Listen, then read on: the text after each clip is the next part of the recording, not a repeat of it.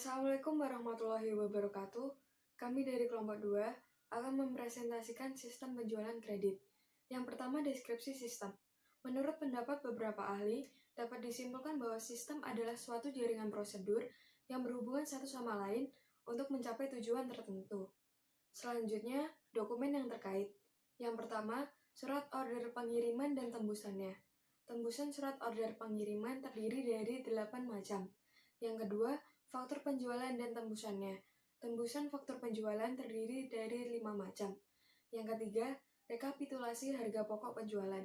Dan yang keempat, bukti memorial. Saya Lutfia Turfita akan menjelaskan tentang fungsi dan prosedur dalam sistem penjualan kredit.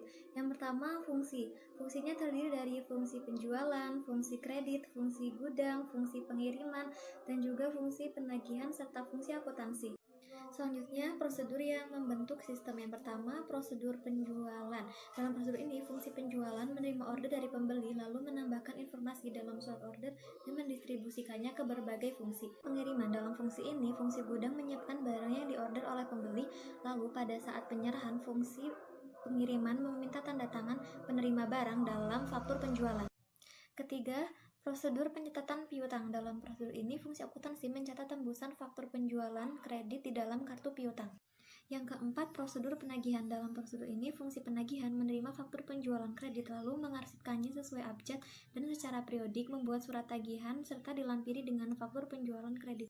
Selanjutnya, prosedur pencatatan penjualan. Dalam prosedur ini, fungsi akuntansi mencatat penjualan kredit ke dalam jurnal penjualan. Selanjutnya, prosedur pendistribusian penjualan. Dalam prosedur ini, fungsi akuntansi mendistribusikan data penjualan menurut informasi yang diperlukan oleh manajemen.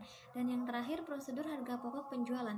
Dalam prosedur ini, fungsi akuntansi mencatat harga pokok penjualan produk yang dijual pada periode akuntansi tertentu. Sistem penjualan kredit ini dimulai dengan menerima order pelanggan dan dibuatkannya purchase order sebanyak 2 rangkap. Kemudian membuat surat konfirmasi penjualan dan sales confirm sebanyak 3 rangkap. Kemudian sales confirm ini salah satunya diserahkan kepada gudang dan bagian gudang menyiapkan barang dan menyerahkan barang. Kemudian hingga sampai ke kartu gudang. Kemudian sales confirm ini juga diserahkan kepada bagian pengiriman dan bagian pengiriman membuat surat pengantar barang sebanyak 4 rangkap dan menyerahkan barang. Kemudian SPB 1, 2, dan 3 dan surat konfir ini diberikan kepada penagihan dan bagian penagihan juga mendapatkan purchase order dari bagian order penjualan. Kemudian PO ini dikirim kepada pelanggan. Kemudian bagian penagihan membuat faktur sebanyak 3 rangkap. Kemudian diserahkan kepada bagian akuntansi dan bagian akuntansi membuat surat penagihan dan surat penagihan sebanyak 2 rangkap dan kemudian dikirim kepada pelanggan.